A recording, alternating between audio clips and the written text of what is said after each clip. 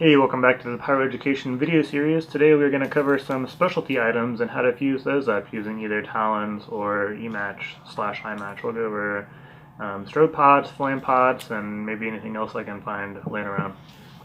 I'm going to zoom the video in, so stick around. Alright, we're back. We're going to talk some more about how to fuse up items. These will be some of your more kind of specialty type items. So specifically here I've got a red strobe pot and a yellow flame pot. I'm only going to do one of them, but the concept will be the same for fusing either.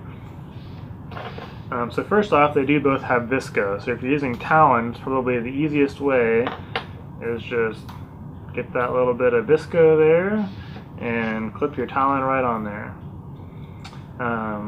Now there's going to be a little bit of burn time there, so if you want it to start immediately on time, you may not want to use your talon. But otherwise, your talon or whatever clip igniter brand you want to use, that's going to be pretty quick, pretty painless. Just clip that on there and tape your talon to it so it doesn't fall off of there or break the filament or anything. You'll be good to go.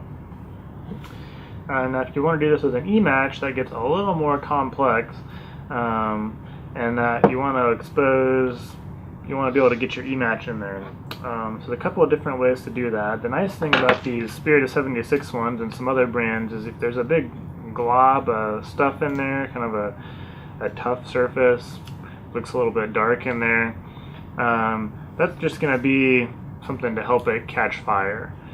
So if you can get any fire on that, that's gonna catch pretty good. So what I will do is I'll pull the fuse out of there. I'm going to use eMatch or QuickMatch or eMatch or iMatch, and then take a poke and just kind of expose that. And if I can, I leave as much of the top on, just so that helps any debris from falling out. This one got it's a little too tight. I can't do that. So what I would do is just peel away enough that I can get my eMatch or iMatch right on there and tape it.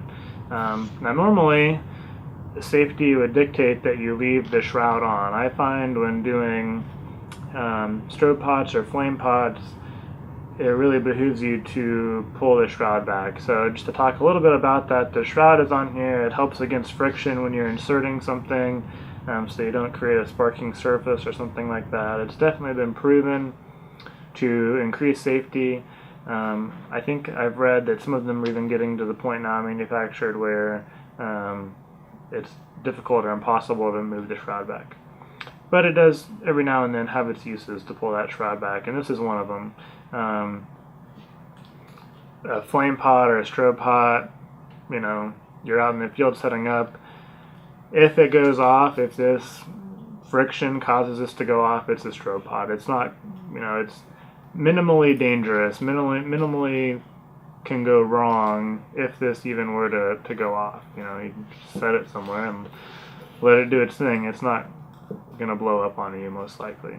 So I would expose that match head. Again, I don't have a match head on here, but I pull that shroud back, expose the match head, and just lay it right there on top, and tape that over the top there, making sure to tape the whole thing if any of that cellophane or wrapping has come loose.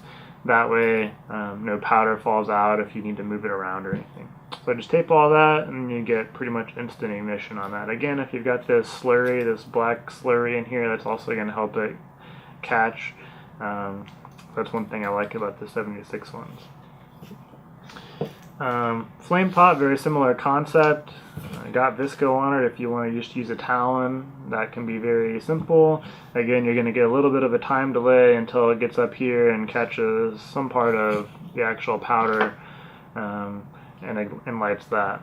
So a lot of times what I'll do is I'll remove that visco. Just going to pull it out of there. And then this is sometimes I didn't grab one, but if you have a smaller poke, a smaller diameter poke, this can be handy. But just kind of make a tube that you can slide your match into.